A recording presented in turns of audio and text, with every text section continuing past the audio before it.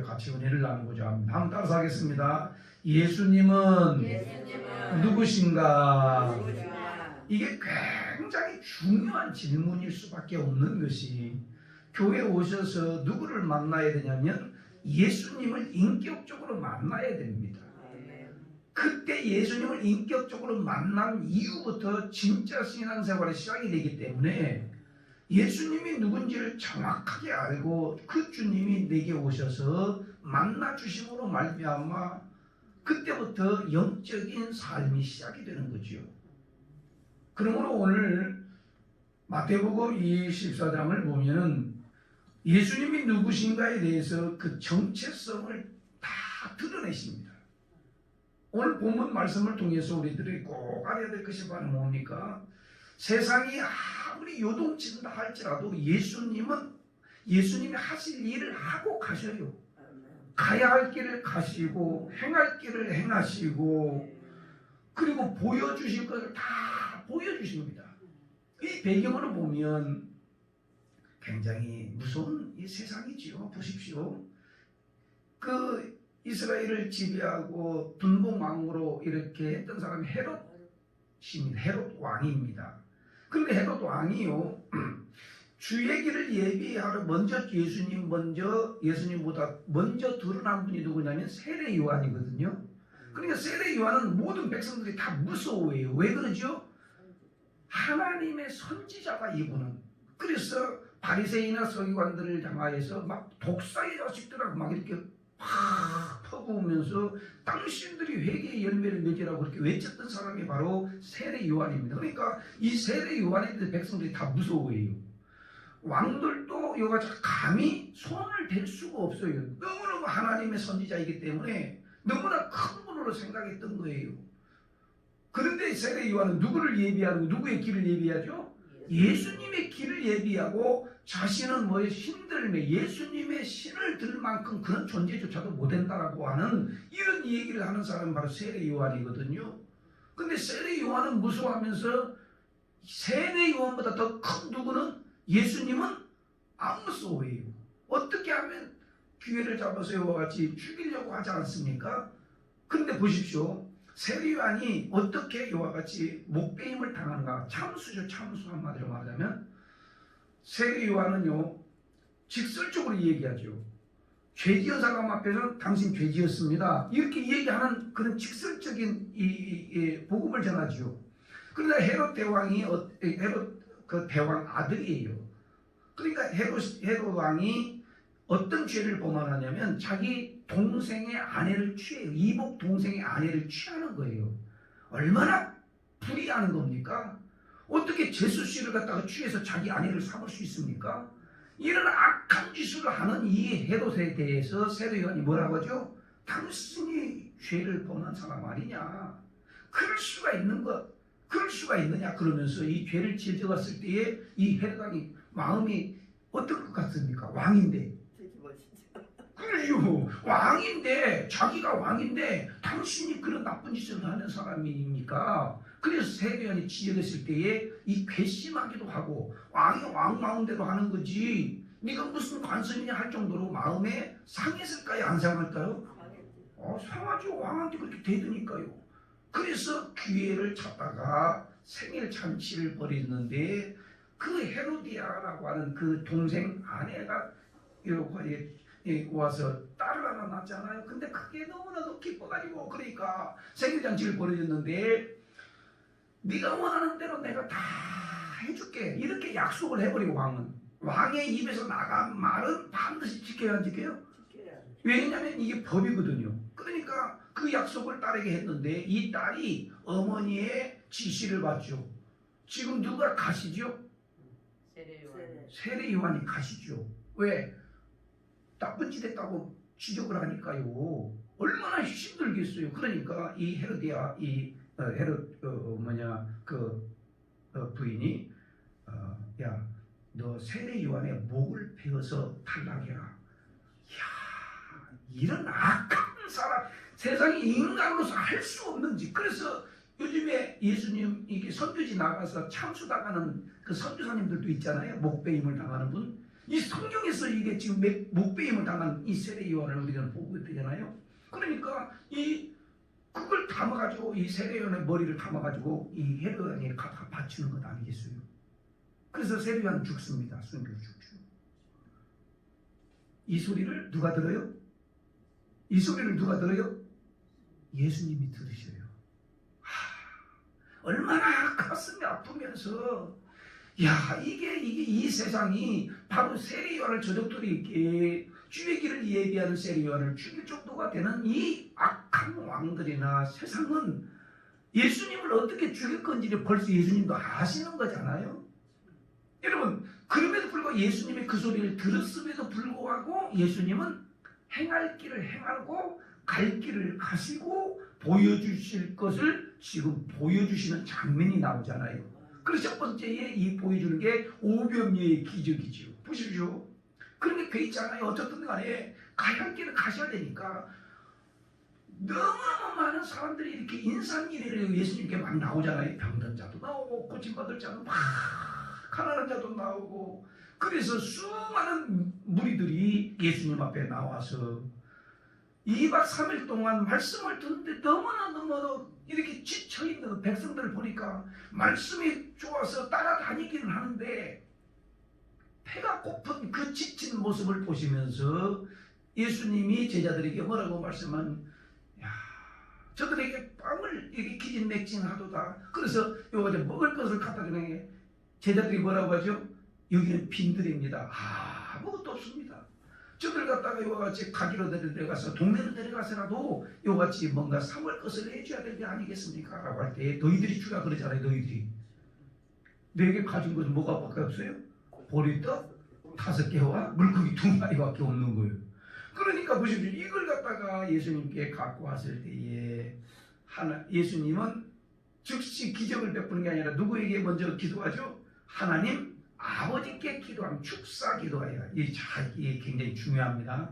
예수님이 한 번도 예수님의 뜻대 하나님의 아들이지만 하나님의 아들로서의 마음대로 한 적이 한 번도 없어요. 전부 다 누구에게 기도하죠? 하나님 아버지께 기도를 먼저 합니다. 사랑하는 성도 여러분, 여러분이나 저나 무슨 일이 있거나 무슨 좋은 일이거든 안 좋은 일이거든 무조건 하나님 앞에 다 올려서 기도하는 이 자세가 매우 중요합니다. 따라합니다. 모든 일을 하나님 앞에 올려드리고 기도하는 것이 잘 되는 비결입니다. 하나님께 다 올려드리는 거예요. 다 올려서. 예수님은 하나님의 아들이심인데도 불구하고 그냥 하나님 앞에 축사 기도를 하는데 하나님이 역사하여 주시옵소서, 하나님 아버지께서 역사하여 주시옵소서 라고 하면서 축사 기도와 축복해 주시옵소서, 저들을 살려 주시옵소서, 저들을 먹여 주시옵소서, 하나님의 능력을 베풀어 주시옵소서라고 이렇게 축사 기도한 이후에 그냥 띄어서 나눠지잖아요. 보리떡 5개 하고 물고기 2마리가 얼마나 되겠습니까? 그 성인 한 끼에 불과한 거예요. 집사님 몇 끼에 불과해? 성인 한 끼에 불과한 거예요. 그런데 이 보십시오. 이걸 갖다가 막 나눠주는데 이 무리들이 몇 천 명이냐면 성인만 5천 명이니까 이 여자들은 숫자에 안 들어갔거든요. 그 어린아이도 숫자에 안 들어가고 여자들도 숫자가 들어가는데 그 포함하면 약 몇만 명이 그 빈들에서 먹고 남았냐면 2만 명 정도가 먹고도 12강줄이가 남았네요. 할렐루야.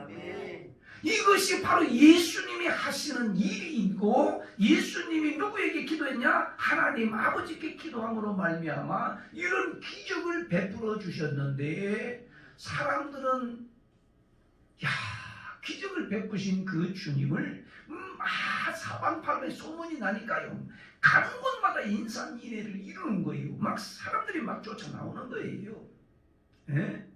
그것뿐만 아니라 그것만 지금 행한 게 아니라 제자들이 이렇게 가는데 이렇게 볼 떨려가는데 그거 풍랑이 일어나서 이게 지금 거의 배가 뒤집힐 지경에 있어요. 예수님은 벌써 다 아시고 쏜살같이 쫓아가가지고 바다 위를 크로스 이게 식물 이규에 있는 제자들에게 쫓아가지 않습니까? 근데 제자들은요 밤 사경은 언제 하면 새벽 3시부터 6시 사이를 사경이라 그럽니다. 그러니까 이 아주 깜깜한 때요, 아주 아무것도 안 보일 때요, 그때에 사경에 쭉 가서 바다 위에 걸어갔는데, 그만 어떻게 된다고요? 베드로가, 사람 제자들은 뭐라고 그랬어요? 유령이라고 했어요. 유령이라고 했어요. 그때요, 예수님이 누구신가를 갖다가 베드로는 알고 싶었던 거예요. 잘 보십시오. 이 질문은 굉장히 중요한 질문이에요. 당신이 주님이시면 그렇게 질문합니다. 당신이 세상의 주인, 생명의 주인, 온 우주의 주인, 주님이시라면 나를 오라 하소서. 따라서 합니다. 당신이 주님이시면 나를 오라 하소서. 유령처럼 나타났는데 그 당신이 주님이시라면 나를 오라 하소서. 그러니까 주님이 오라 그러니까 베드로가, 이 쓰임 받는 사람들도요, 다혈질인 사람이 있습니다. 그대로 쓰여요. 막. 그러니까 베드로가 망설인다, 안 망설인다? 안 망설인다. 그래서 베드로가 바다 위를 걸었던 사람이 바로 베드로거든요. 그러니까 오라 그러니까 즉시 뛰어들어가지고 걸어가는 거, 바다 위를 걸어가는. 그런데 주님을 바라볼 때 이 걸어갔는데 풍랑이 일어나는 것을 보는 순간에 침몰해 버리잖아요. 여러분, 우리가 여기서 뭘 갖다가 이렇게 우리가 알아야 되냐면, 주님을 바라보면 두려울 것이 없어요. 십자가 바라보고 주님 바라보면 두려울 것이 없는데, 환경 바라보고 안 되는 거 바라보고 아픈 거 자기 자신을 바라보면 비참하기 짝이 없어요. 그러니까 자기 자신을 바라보는 신앙인들은, 믿음이 있는 사람들은 자기 자신의 환경을 바라보는 게 아니에요. 낙심난 자도 바라볼 필요가 없어요. 누구를 바라보는 거예요? 예수님을 바라보고 가는 거예요. 십자가 바라보고 가는 거예요. 그러니까 두려움이 사라지게 되고 예수님이 나를 건져주실 거라고 하는 확실한 믿음이 있고, 나를 지금 죽어도 천군 천사를 동원해가지고 하나님의 나라 천국으로 인도해 가신다라고 하는 거, 이게 믿어지니까 할렐루야, 얼마나 감사한지. 그러니까 오라 하소서. 그러니까 예수님을 바라볼 때는 어떻게 됐죠? 걸어요. 바다 위를 걸어. 자기 자신도 지금 이게 꿈인지 생신인지 못할 정도로 바다 위를 걸었다가 이제 풍랑이 일어났어. 정신 차리고 보니까 이거 바다도 보이고 물결도 보이고 풍랑도 보이고, 그래서 풍랑 보는 순간에 그냥 바다에 빠져들어가잖아요. 그럴 때에 주님이요, 구원하소서. 그래서 다시 손을 잡고 쭉 건져주시잖아요. 할렐루야. 사랑하는 성도 여러분, 예수님이 누구시냐? 오늘 베드로가 이렇게 질문하여 당신이 주님이시라면, 그래서 예수님이 누구시냐를 갖다가 오늘 여기서 확실하게 예수님의 모습을 드러내시지 않습니까? 따라서 예수님은 온 우주 만물의 주인이십니다. 그게 주님이 주인이라는 뜻이죠. 주인. 내 생명의 주인이 누구냐? 우리 예수 그리스도 주님이시고, 우리 가정의 주인은 누구시냐? 내가 아니라 오직 주님이시고, 사업의 모든 주인도 전부 다 우리 주님이 주인이심을 내가 인정하고 주님을 주인처럼 모시는 그 삶은 참 여유가 있고 행복하고 두려움 없이 쭉 갈 수 있다는 사실이 오늘 우리가 믿어진다면 그 은혜가 우리에게도 임하게 될 줄로 믿습니다. 오늘 우리는 주님이시거든. 주님으로 그때의 베드로는 체험을 하게 되죠. 그래서 신앙은 체험적인 신앙을 가질 때에 끝까지 이렇게 걸어가는 거 아니겠어요? 사랑하는 성도 여러분, 베드로가 언제 이와 같이 칭찬을 받고 천국 열쇠를 받죠? 주는 그리스도시요 살아계신 하나님의 아들입니다. 이렇게 고백할 때 예수님이 너무너무 기뻐하시잖아요. 어떻게 네 머리에서 그런 말씀이 나오는지, 네 머릿속에서 나오는 게 아니고 하늘 아버지께서 너에게 가르쳐 주신 것이다. 할렐루야. 이때에 천국 열쇠를 주셔서 열면 닫을 자가 없고 닫으면 열 자가 없는 이 다윗의 열쇠, 오직 예수 그리스도임을 우리는 분명히 알고, 그 주님이 내 안에 오셔서 계시어 살아갈 때에 우리는 길을 잃어버리지 아니하고 어려움 당할 때도 그 주님께 부르짖어 기도하면 낫게 하시는 놀라운 역사가 우리 모두에게 일어나게 되는 줄로 믿습니다. 중요한 것은 예수님이 누구시기에 그렇게 가능하냐 이 말이죠. 단순히 기적을 일으키시는 분, 우리의 필요를 채워주시는 분 정도로 생각하는 것이 아니라 여러분 나의 주인으로 받아들이는 게 이게 진짜 신앙이거든요. 죽든지 살든지 먹든지 마시든지 오직 주님을 위해서 주님의 나의 주인됨을 고백하면서 살아가는 것. 그럴 때는 우리의 모든 필요도 하나님이 때를 따라서 채워주시고 그리고 아프고 고달프고 힘들 때에도 주님만 부르짖으면 또 큰 위로가 있고 우리들에게 소망이 끝까지 있게 되는 줄로 믿습니다. 예수님을 믿는다는 것이 무슨 기적과 병고침과 은사와 능력 받기 위해서가 아니라 그 수많은 기적을 통해서 예수님이 누구신가를 알려주시고 싶은 거죠. 여러분 오병이의 기적을 설교할 때에 야 기적이 일어났다 부자가 됐다 그 말씀을 하시려고 하는 게 아니에요. 그렇게 오병이어를 기적을 행하신 분 예수님이 도대체가 누구시냐 이걸 갖다가 이 많은 무들에게 보여주고 싶었는데 무리들은 왜 예수님을 따라다녔다고 성경은 말씀하냐면 빵 때문에 따라다녔다는 거예요. 빵 먹고 사는 것 때문에 예수님을 따랐다는 거예요. 그러니까 예수님이 십자가 지신다니까 다 흩어져 버리잖아요. 제자들마저도 뭔가 예수님이 왕이 되시면 한자리 하고 막 이 정치하는 이 노마인들 그냥 다 다스리고 뭔가 큰 소리를 칠 줄 알았는데 예수님이 죽으신다고 하니까 제자들마저도 다 흩어져 버리잖아요. 사랑하는 성도 여러분, 예수님이 누구신지를 알고 제대로 믿어야 어떤 상황 가운데서도 흔들림 없이 끝까지 주의 길을 걸어갈 수가 있는 거지요. 그래서 오늘 이 새벽에 우리는 분명히 알아야 될 것이 예수님은 누구시냐? 빵의 주인이시고 인생의 주인이시고 생명의 주인이시고 나의 주인됨을 믿음으로 받기를 주님의 이름으로 축원합니다. 우리 가정의 주인이요 교회의 주인이요 이 나라 이 민족과 온 나라 온 백성들의 주인이시라는 사실을 우리가 믿음으로 받는 자들은 하나님이 책임져 주신다는 사실을 오늘 우리는 분명히 믿고 따라가야 될 줄로 믿습니다. 배에서 건짐을 받을 때 그 사람들이 뭐라고 그랬지? 제자들이 당신은 하나님의 아들이. 한번 읽어보겠습니다. 33절이요. 자, 32절, 33절 다 같이 시작. 바람이 그치는지라 배에 있는 사람들이 예수께 절하며 이르되 진실로 하나님의 아들이소이다 하더라. 뭘 갖다가 통해서 이렇게 알게 됐죠? 기적.